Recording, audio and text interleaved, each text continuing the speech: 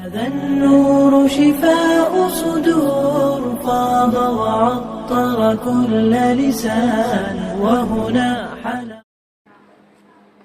একজন বান্দা যখন আল্লাহর কাছে তওবা করে, গুনাহের রাস্তা থেকে ঘুরে যখন নেকি রাস্তায় আসে, আল্লাহর নাফরমানির থেকে যখন আল্লাহর ফরমাবরদারির দিকে আসে, আল্লাহ রাব্বুল আলামিন ওই বান্দার প্রতি কত খুশি হন।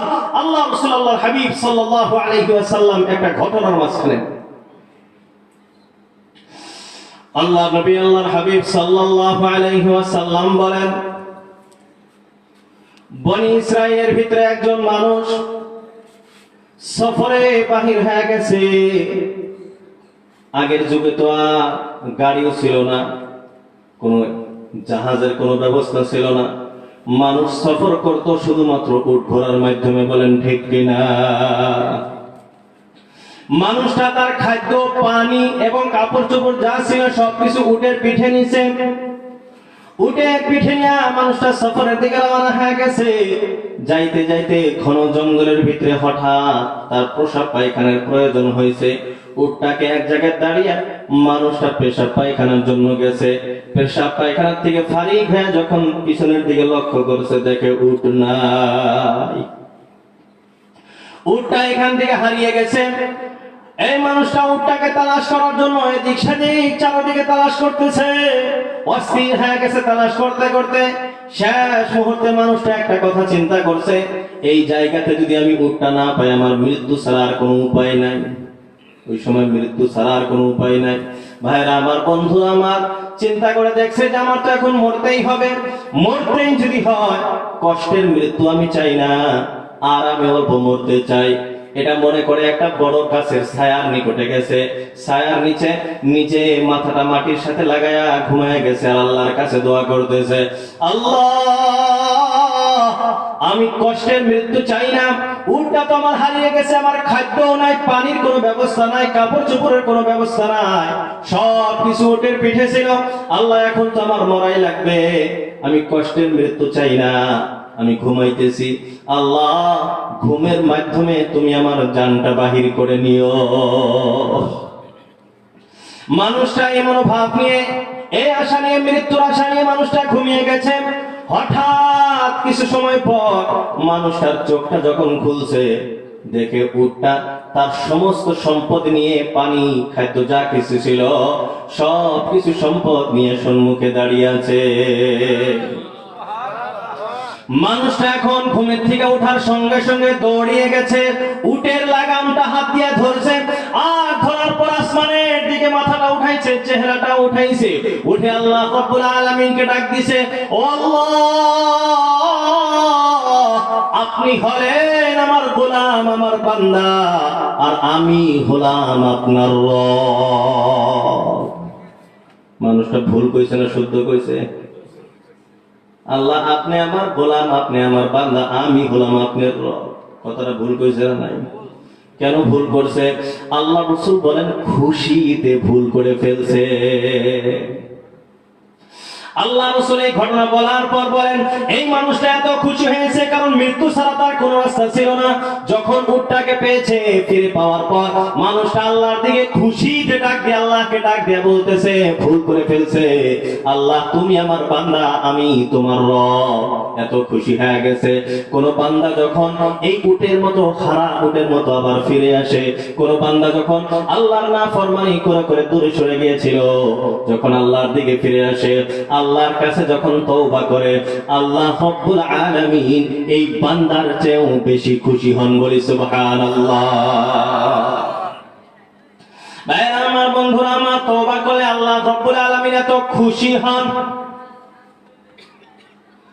আল্লাহ রাসূল আল্লাহর হাবিব বিশ্বনবী সাল্লাল্লাহু তাআলা আলাইহি ওয়াসাল্লাম, তিনার জীবনে কি কোনো গুনাহ ছিল? আল্লাহ রাসূলের জীবনে গুনাহ ছিল?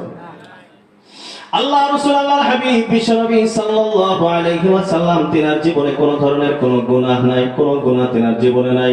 কিন্তু আল্লাহ রাসূল আল্লাহর হাবিব সাল্লাল্লাহু আলাইহি ওয়াসাল্লাম বলতেছেন, ওয়াল্লাহ, আল্লাহর কসম খেয়ে বলতেছেন, ওয়াল্লাহ, আল্লাহর কসম, ইন্নী লাস্তাগফিরুল্লাহ ওয়া আতুবু ইলাইহি, আমি আল্লাহর কাছে মাফ চাই আর আল্লাহর কাছে তওবা করি, ফিল ইয়াউমি, দৈনন্দিন, আকতার মিন 70 মাররাতান, 70 বারের চেয়েও বেশি।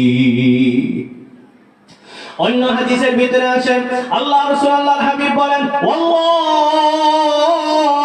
আল্লাহর কসম, ইন্নী লাস্তাগফিরুল্লাহ ওয়া আতুবু ইলাইহি, আমি আল্লাহর কাছে ইস্তিগফার করি, মাফ চাই, আল্লাহর কাছে তওবা করি, আল্লাহর সম্মুখে আমি তওবা করি, ফিল ইয়াউমি, দৈনন্দিন, মিআতা মাররাতিন, 100 বার। মুহাদ্দিসিনে কেরাম দুই হাদিসটা জোড়া লাগায় বলেন, আল্লাহ রাসূল আল্লাহর হাবিব দৈনন্দিন 70 থেকে 100 বার আল্লাহর কাছে ক্ষমা চাইতে। যে নবীর জীবনে কোনো গুনাহ নাই, যে নবীর কাছে গুনাহ শব্দ যার সঙ্গে কোনো জড়িত নাই, সেই নবী যদি দৈনন্দিন 70 থেকে 100 বার করে আল্লাহর কাছে ক্ষমা চায়, আল্লাহর কাছে মাফ চায়, বন্ধুরা আমার আপনার জীবনের দিকে লক্ষ্য করে আমার আপনার আল্লাহর কাছে কত তওবা করার দরকার আছে, বলেন ঠিক কিনা? আঙ্গুর আল্লাহর কাছে তওবা করা লাগবে না নাই? বন্ধুরা আমি আপনি যদি আল্লাহ রাব্বুল আলামিনের কাছে তওবা করি, আল্লাহ রাব্বুল আলামিন খুশি হয়ে আমার আপনার সারা জীবনের গুনাহ খাতাগুলি মাফ করে দিবেন।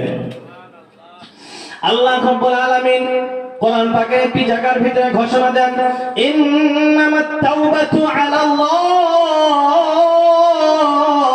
লিল্লাযীনা ইয়া'মালুনাস সুআ বিজাহালাতিন সুম্মা ইয়াতুবুনা মিন করিবিন ফাউলাইকা ইয়াতুবুল্লাহু আলাইহিম। আল্লাহ রাব্বুল আলামিন বলেন, ইন্নামাত তাওবাতু আলাল্লাহ, নিশ্চয় আল্লাহ রাব্বুল আলামিন তওবা কবুল করেন, ওই সমস্ত মানুষের তওবা কবুল করেন, লিল্লাযীনা, ওই সমস্ত মানুষ, ইয়া'মালুনাস সুআ বিজাহালাতিন, যারা অজান্তে ভুলে পড়ে তো গুনাহ করে ফেলে, সুম্মা ইয়াতুবুনা মিন করিবিন, আর ভুল করার সঙ্গে সঙ্গে আল্লাহ রাব্বুল আলামিনের কাছে তওবা করে নেয়, আল্লাহ অজান্তে ভুল হয়ে গেছে ক্ষমা করে দাও, সঙ্গে সঙ্গে আল্লাহ রাব্বুল আলামিনের কাছে তওবা করে, আল্লাহ বলেন ফাউলাইকা ইয়াতুবুল্লাহু আলাইহিম, এই সমস্ত মানুষের তওবা আল্লাহ রাব্বুল আলামিন সঙ্গে সঙ্গে কবুল করে নেয়। ভাই আমার, বন্ধুরা আমার, এইজন্য আল্লাহ রাসূল আল্লাহর হাবিব বলেন, ওয়াতবি'is সাইয়্যাতাল হাসানাতা তামহুহা, ও আমার উম্মতিরা, তোমার দ্বারা যখন কোনো গুনাহ হয়ে যায়, গুনার সঙ্গে সঙ্গে তুমি নেকির কাজ করো, তোমার ওই নেকিটা আগের গুনাহটাকে ধ্বংস করে দিবে, বলি সুবহানাল্লাহ। ভাইরা আমার, বন্ধুরা আমার, একজন সাহাবীর ঘটনা। একজন সাহাবী খেজুরের দোকান দিয়েছিলেন, খেজুরের দোকানি একজন মহিলা মানুষ খেজুর কেনার জন্য গেছে, বাহিরে যায় বলতেছে, ভাই আপনার কাছে কি এর চেয়ে আরো সুন্দর খেজুর আছে, ভালো খেজুর আছে, দামি খেজুর আছে? দোকানি ভাই বলতেছেন, হ্যাঁ হ্যাঁ, ঘরের ভিতরে আসেন, এর ভিতরে আরো ভালো ভালো ভিতরে খেজুর আছে। আমাদের দোকানি ভাইরাও কোনো সময় বলেন, হুজুর ভিতরে আসেন, ভালো বস্তু আছে, ভালো মাল আছে, ঘরের ভিতর থেকে নিয়ে যান। ওই মহিলাটা যখন ঘরের ভিতরে গেছে ভালো খেজুর দেখার জন্য, এই সাহাবী ওই মহিলাকে ধরছে, আর ধরে সঙ্গে সঙ্গে চুমা খাইছে। এই গুনাহ করছে না? কিন্তু গুনাহ যখন করে ফেলছে, সঙ্গে সঙ্গে মনের ভিতরে একটা ভাব আসছে, হাই রে হাই, করলাম কি? এইটা আগে থেকে আলোচনা করতেছিলাম যে গুনাহ করাটা দোষণীয় কাজ নয়, কিন্তু গুনাহ করার পর আপনার আমার ভিতরে যদি অনুতপ্ত না হয়, অনুভব যদি না হয় যে হায় আল্লাহ আমি কি করে ফেললাম, আমার দ্বারা গুনাহ হয়ে গেল, এই অনুভব যদি আমার আপনার ভিতরে না আসে, এইটা বড় গুনাহ। সাহাবীর মনের ভিতরে একেবারে হাবুডুবু হেসে গেছে, হাই হাই করলাম কি। দৌড়ে আল্লাহ রাসূল আল্লাহর হাবিব সাল্লাল্লাহু তাআলা আলাইহি ওয়াসাল্লামের দরবারে চলে গেছেন। যোহরের নামাজের আগের টাইম ছিল, যে আল্লাহ রাসূল আল্লাহর হাবিব সাল্লাল্লাহু আলাইহি ওয়াসাল্লামকে ঘটনা বললেন, ইয়া রাসূলুল্লাহ, আমার সঙ্গে এমন এমন ঘটনা ঘটে গেল, এখন আমি কেমন ভাবে আল্লাহর কাছে ক্ষমা চাই, আল্লাহর কাছে আমি কেমন ভাবে মাপ চাই, আপনি রাস্তা বলে দেন। ভাইরা আমার, বন্ধুরা আমার, আল্লাহ রাসূল কোন জবাব দিলেন না। মানুষটার মনের ভিতরে বড় দুঃখ, হায় রে হায়, কি করলাম, কি বা হয়। আল্লাহ রাসূলের পক্ষ থেকেও তো কোনো জবাব আসলো না। আল্লাহ রাসূল আল্লাহর হাবিব যোহরের নামাজ পড়াইলেন। যোহরের নামাজ পড়ানোর পর আল্লাহ রাসূল এলান করে দিলেন, নামাজের আগে যে আমার কাছে একজন মানুষ মাসলা নিয়ে আসছিল, ওই ব্যক্তিকে। সাহাবী দাঁড়ায় গেছে, বলে, ইয়া রাসূলুল্লাহ, আমি আপনাকে প্রশ্ন করেছিলাম। আল্লাহ রাসূল আল্লাহর হাবিব সাল্লাল্লাহু আলাইহি ওয়াসাল্লাম বললেন, তুমি কি আমার সঙ্গে যোহরের নামাজ আদায় করেছো? বলে, ইয়া রাসূলুল্লাহ, হ্যাঁ, আমি আপনার সঙ্গে যোহরের নামাজ জামাতের সাথে আদায় করেছি। আল্লাহ রাসূল বলেন, তোমার গুনাহটা মাফ হয়ে গেছে। বলি সুবহানাল্লাহ। আল্লাহ রাসূল বললেন, তোমার গুনাহটা মাফ হয়ে গেছে। বলে, এখনই আমি তোমাকে প্রথমে কোনো জবাব দিয়েছিলাম না। আল্লাহ রাব্বুল আলামিন হযরতে জিবরাইল আলাইহিস সালাতু ওয়াস সালামের মাধ্যমে এখনই আমার কাছে একটি আয়াত নাযিল করেছে। আল্লাহ রাব্বুল আলামিন ঘোষণা দিয়েছেন, ইন্নাল হাসানাতি ইউযহিবুনাস সাইয়্যাত। আল্লাহ রাব্বুল আলামিন বলে, মানুষ যখন নেকির কাজ করে, ওই নেকির কাজগুলি মানুষের গুনাহগুলিকে ধুয়ে ফেলে। বলে সুবহানাল্লাহ। এই জন্য বন্ধুরা আমার আপনার দ্বারা যখন ভুলবশত কোনো গুনাহ হয়ে যায়, অজান্তে যখন কোনো গুনাহ আমার আপনার দ্বারা হয়ে যায়, সঙ্গে সঙ্গে কোনো নেকির কাজ করা লাগে। নেকি করলে আপনার আগের গুনাহটা সঙ্গে সঙ্গে নষ্ট হয়ে যাবে, ধুয়ে যাবে। ভাইরা আমার, বন্ধুরা আমার, এখানে তো অজান্তে গুনার কথা বলা হয়েছে। বন্ধুরা আমার, মুফাসসিরিনে কেরাম বলেন, কোন মানুষ যদি জানিয়া বুঝিয়াও কোন গুনাহ করে ফেলে, শয়তানের তালে পড়ে যদি গুনাহ করে ফেলে, ওই বান্দাও যদি আল্লাহর কাছে তওবা করে, আল্লাহ রাব্বুল আলামিন জানা গুনাহটাও মাফ করে দেন। বলি সুবহানাল্লাহ। ভাইরা আমার, বন্ধুরা আমার, এই জন্য আমার আপনার আল্লাহর কাছে তওবা করতে হবে, আল্লাহর কাছে ক্ষমা চাইতে হবে, আল্লাহর কাছে আমার আপনার সবারই মাফ চাইতে হবে। আমি আপনি যদি সঠিকভাবে আল্লাহ রাব্বুল আলামিনের কাছে তওবা করতে পারি, আমি আপনি যদি আল্লাহ রাব্বুল আলামিনের কাছে সঠিকভাবে ইস্তেগফার করতে পারি, মাফ চাইতে পারি, আমার আপনার সারা জীবনের সমস্ত গুনাহগুলি আল্লাহ রাব্বুল আলামিন ক্ষমা করে দিবে। বন্ধুরা আমার, আমি আপনি আর কি গুনাহ করছি? আমার আপনার দ্বারা আর কি গুনাহ হয়ে গেছে? অনুতপ্ত যদি মাত্র একবার মানুষ হয়, অনুতপ্ত হওয়াটাই বলেছিলাম আসল কথা। অনুতপ্ত হওয়ার সঙ্গে সঙ্গে আল্লাহ রাব্বুল আলামিন সব গুনাহ মাফ করে দেয়। বনি ইসরাইলের ভিতরে একজন মানুষ ছিল, কিফিল নামী মানুষ। কি নাম? কিফিল। বুখারী শরীফের ভিতরে অনেক জায়গায় আর ঘটনা আসছে, অন্য আরো হাদিসের কিতাবের ভিতরে ওর ঘটনাগুলি আসছে। হযরতে আব্দুল্লাহ ইবনে ওমর রাদিয়াল্লাহু তাআলা আনহু বলেন, আল্লাহ রাসূল আল্লাহর হাবিব সাল্লাল্লাহু তাআলা আলাইহি ওয়াসাল্লাম মাঝে মাঝে আমাদেরকে কিফিলের ঘটনা শোনাইতেন। কিফিলের ঘটনার ভিতরে কি আছে যে আল্লাহ রাসূল বারবার এই ঘটনা মানুষকে শোনাইতেন, সাহাবাদেরকে শোনাইতেন? বন্ধুরা আমার, প্রথমে বলছিলাম অনুতপ্ত হওয়াটা, আপনার অন্তরের ভিতরে ভাব হওয়াটা যে আমার দ্বারা গুনাহ হয়ে গেছে, এই অনুতপ্ত হওয়াটাই বড় একটি কথা। এই অনুতপ্ত হইলেই আল্লাহ রাব্বুল আলামিন সব গুনাহ মাফ করে দেয়। কিফিলের কথা বলেন, কিফিল এমন একজন মানুষ ছিল, গ্রামের ভিতরে, ওই এলাকার ভিতরে সবচেয়ে বড় খারাপ মানুষ। এর চেয়ে খারাপ মানুষ আর নাই, আসলে নাই। গ্রামের মানুষ থাকে না, ডন, এলাকার ডন। আর সাথে সাথে তার যে বড় বিজনেসটা ছিল, ওই বিজনেসটা ছিল সুদের কারবার।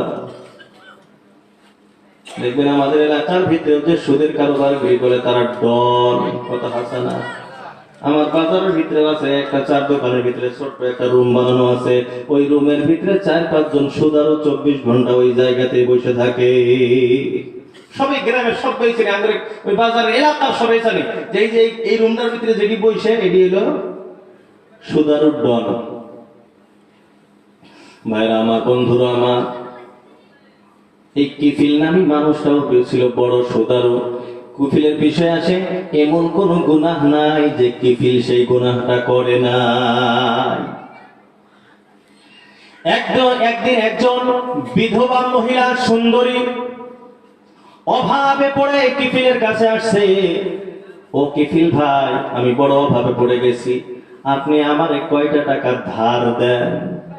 দিব কি ধার? তাই যারা সুদের কারবার করে তারা কি কোনোদিন কর্জ দেয়? দেয় গো।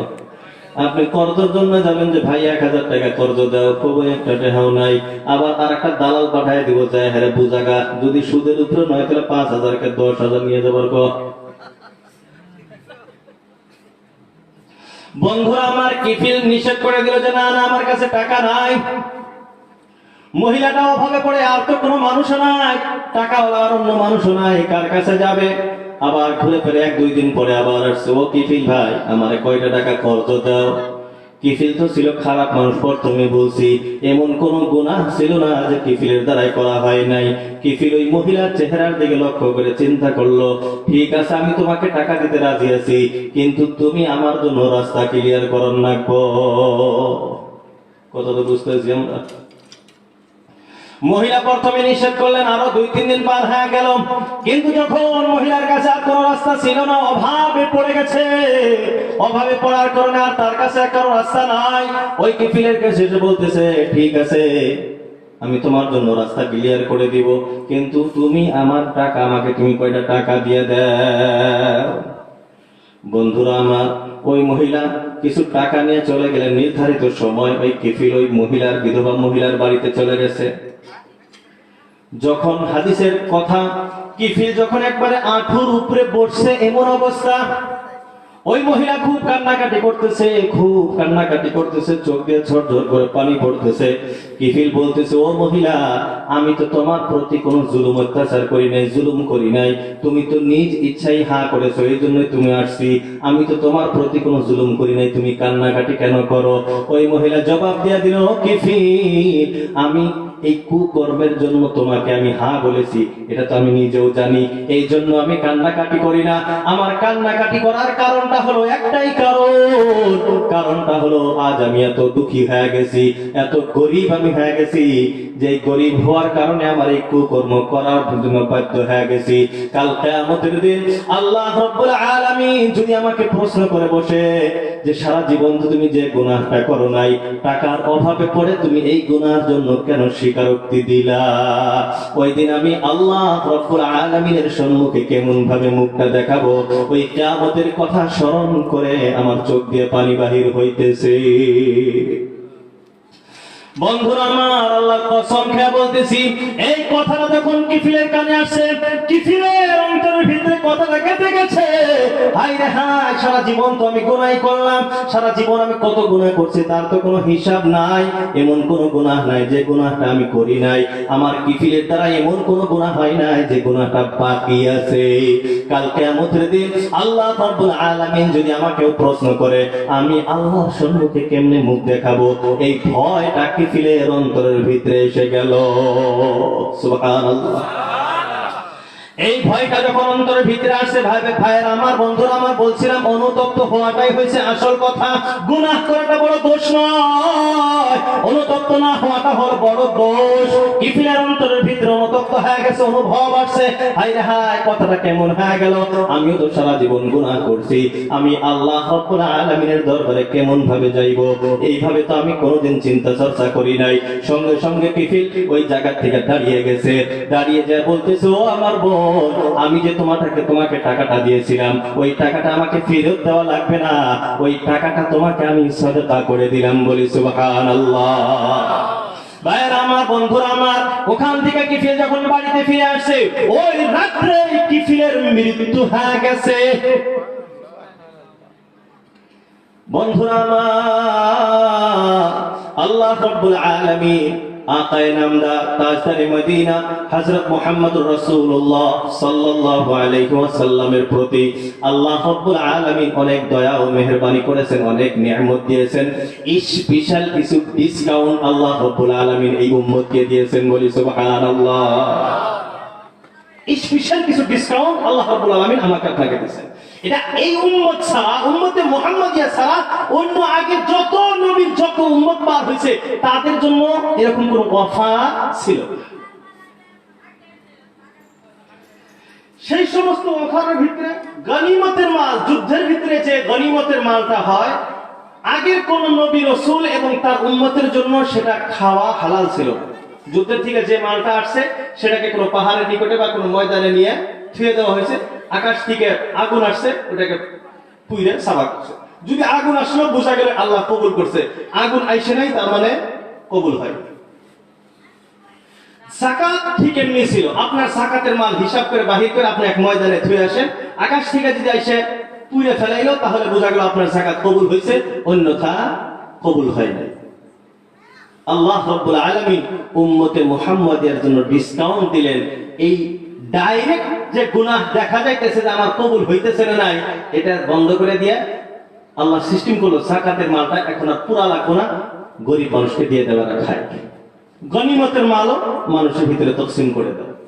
ঠিক তেমনি ভাবে ডিসকাউন্টের ভিতরে আগে উম্মতের জন্য ছিল, যখন কোনো মানুষের মৃত্যু হইতো, মৃত্যু হওয়ার পর তার ওই মৃত্যু ব্যক্তির যে বাড়ির যেটা দরজাটা আছে ওই দরওয়াজার ভিতরে লেখা থাকতো যে এই মানুষটা গুনাহগার নাকি মাফ পাইছে নাকি, এনে লেখা থাকতো।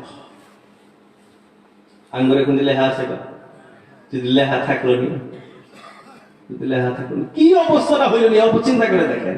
তাহলে আল্লাহ আমাদের উপর কত বড় নিয়ামত দিছে, ঠিক কিনা? যে আল্লাহ আমাদের গুনাহগুলিকে পর্দার ভিতরে রাখছে, আল্লাহ প্রকাশ করে নাই। কিফিল তো মারা গেছে, ভাই কোন ডন যদি এরকম মরে যায় মানুষ খুশি হয় না?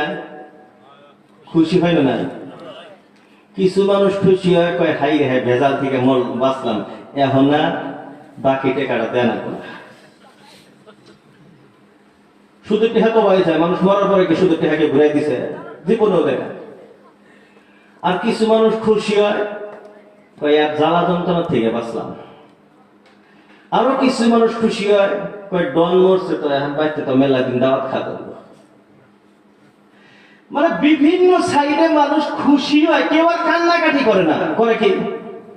কিন্তু যখন কোন মুমিন বান্দা বান্দি মরে, মানুষ তো দূরের কথা, আল্লাহ আকাশ জমিন এর ভিতরে যত মখলুকাত আছে, আল্লাহ ফেরেশতা আছে, ফেরেশতা পর্যন্ত ওই মুমিন বান্দার জন্য কান্নাকাটি করে, বলে সুবহানাল্লাহ। ভাইরা আমার, বন্ধুরা আমার, কিফিলের ওই রাত্রে মৃত্যু হয়ে গেছে, মানুষ বড় খুশি হয়ে গেছে। কিন্তু যখন মানুষ আর বাড়িতে আসছে, বাড়িতে আসার পর ওই দরজার দিকে যখন লক্ষ্য করে দেখছে, ওই দরজার ভিতরে লেখা ছিল ক্বাদ গাফারাল্লাহু লিল কিফল, আল্লাহ রাব্বুল আলামিন কিফিলের সারা জীবনের গুনাহ খাতাগুলি মাফ করে দিয়েছেন, বলি সুবহানাল্লাহ।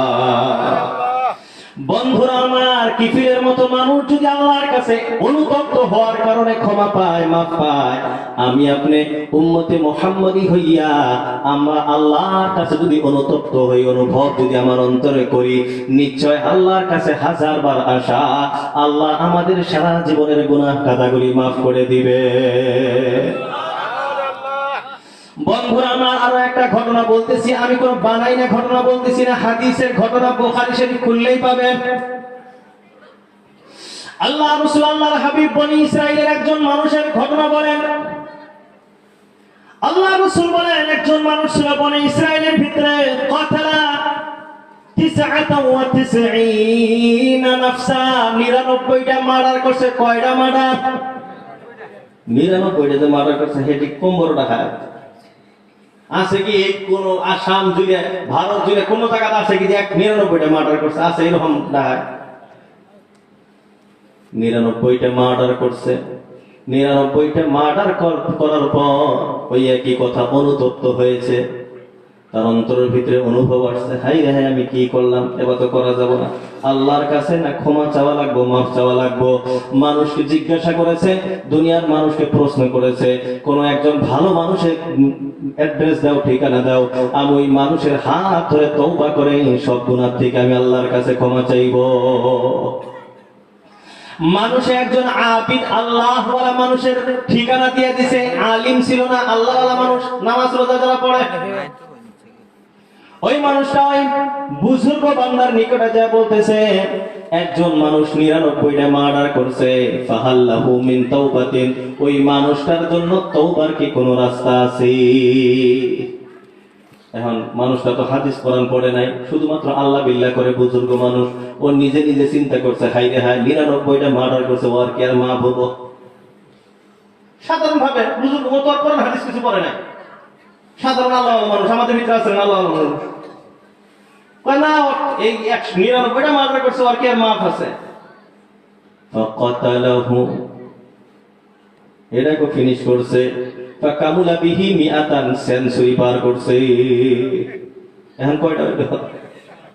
আগে আসলে 99।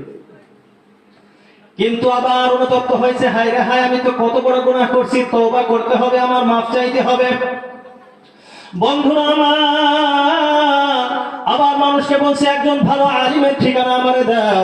মানুষ তাকে একজন আলিমের ঠিকানা দিয়ে দিছে, আলিমের কাছে যায় বলতেছে, ও আলিম সাহেব, ও মৌলানা সাহেব, একজন মানুষ 100টা হত্যা করছে, ফাহাল্লাহু মিন তাওবাতিন, তার কি তওবার কোন রাস্তা আছে? আলিম সাহেব বলল, 100টা কেন, 100টা কেন, 1 লাখ মার্ডারও যদি করে, তারপর যদি অনুতপ্ত হয়, অন্তরের ভিতরে অনুভব নিয়ে যদি আল্লাহ রাব্বুল আলামিনের কাছে তওবা করে, আল্লাহ রাব্বুল আলামিন সঙ্গে সঙ্গে তার তওবা কবুল করে নেয়। বলি সুবহানাল্লাহ।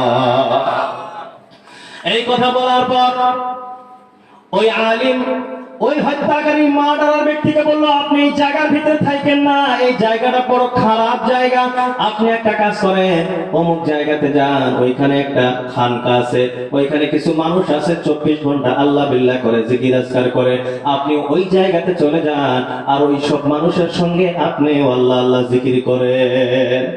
মানুষটা ভালো হওয়ার জন্য বাহির হয়ে গেছে, ওই খানকাতে চলে যাবে। আল্লাহ রাসূল বলেন, ফাইদা নাসাফাত তারিক, যখন একেবারে রাস্তার মাঝখানে আসছে, ধরেন এখান থেকে বরপেটা যাওয়ার জন্য বলছে, যখন একেবারে মাঝখানে আসছে, তখন আজরাইল আলাইহিস সালাতু ওয়াস সালাম এসে তার রূহটা বাহির করে নিয়েছে। রূহটা যখন বাহির করে নিয়েছে, এখন 2 দল ফেরেশতা আসছে, মালায়েকাতুর রহমা, রহমতের ফেরেশতা আসছে, ওয়া মালায়েকাতুল আযাব, আযাবের ফেরেশতা আসছে। মালায়েকাতুর রহমা, রহমতের ফেরেশতা বলতেছে, এই মানুষটা তওবা করে আল্লাহর দিকে আসছিল, এই জন্য রূহটা নিয়ে আমি ইল্লিয়িনে চলে যাব। আযাবের ফেরেশতা বলতেছে, ইন্নাহু লাম ইয়ামাল খাইরান কত্তু, এই মানুষটা জীবনেও ভালো কাজ করে নাই, এই জন্য এর রূহ নিয়ে আমি সাফিলিনে চলে যাব। এখন 2 দল ফেরেশতার ভিতরে ঝগড়া আরম্ভ হয়ে গেছে। আল্লাহ রাব্বুল আলামিন মীমাংসা করার জন্য হযরতে জিবরাইল আলাইহিস সালাতু ওয়াস সালামকে মানুষের আকৃতি দিয়া ওই 2 দল ফেরেশতার মাঝখানে পাঠিয়ে দিলেন। ফেরেশতা 2 দল বলতেছেন, আমাদের ভিতরে ঝগড়া হয়ে গেছে। বলে, কেমন ঝগড়া? বলে, আমরা বলতেছি আর রূহটা আমরা নিব, রহমতের ফেরেশতা বলে আমরা নিব। তখন ওই জিবরাইল আলাইহিস সালাতু ওয়াস সালাম তিনি বললেন, তোমরা একটা কাজ করো, 2 দিকের মাটিটা তোমরা মাপো, 2 দিকের মাটিটা মাপো, যেদিকে কম থাকবে সেই ফেরেশতা তার রূহটা নিয়ে যাবে। এখন এখান থেকে যাওয়া আরম্ভ করছে, এখান থেকে এখানে যাবে, মাঝখানে এটা, এইদিকে যদি কম হয় তার মানে মানুষটা এখনো খারাপের ভিতরে আছে, আর যদি এমনি পার হয় তাহলে খারাপটা পার হয়ে ভালোর ভিতরে গেছে। যেদিকে কম হবে ওই দিকের ফেরেশতা জান নিয়ে। মুখতাসর বলতেছি ঘটনাটা, ফেরেশতা 2 দিকেই মাপলো। হাদিস পাকের ভিতরে আসে যে ফেরেশতা মাপার পর সামনের সাইডটা শুধুমাত্র আধা হাত, 1 টক্কর জায়গা কম বাড়াইলো। বলি সুবহানাল্লাহ। আরেকটা হাদিসের ভিতরে আসে, আল্লাহ রাসূলুল্লাহ হাবিব সাল্লাল্লাহু আলাইহি ওয়াসাল্লাম বলেন, আধা হাত জায়গাও ছিল না। আজরাইল আলাইহিস সালাতু ওয়াস সালাম যখন তার রূহটা বাহির করে নিছে, ওই সময় এই মানুষটার চেহারাটা ছিল ওই ভালোর দিকে। এই শুধুমাত্র তার চেহারাটা ভালোর দিকে থাকার জন্য জিবরাইল আলাইহিস সালাতু ওয়াস সালাম ফয়সালা শোনায় দিলেন, রহমতের ফেরেশতা তার রূহটা নিয়ে চলে গেল বলে সুবহানাল্লাহ। বন্ধুরা, আমার বলার উদ্দেশ্য হলো 100টা হত্যা করার পরেও যদি বনি ইসরাইলের উম্মত যদি মাফ পায়, আমরা উম্মতে মুহাম্মাদিয়া মাফ পাবো না গো? পাবো না আমরা? শর্ত হলো অনুতপ্ত হইতে হবে, আপনার আমার মনের ভিতরে অনুভব আনতে হবে। রাজি আছি তো আমরা ইনশাআল্লাহ?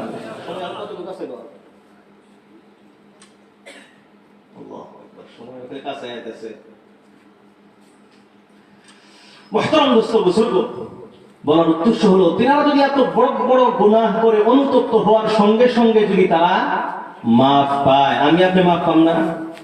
ভাই আমরা মাফ পাবো না? নাই, আমরা মাফ পাবো।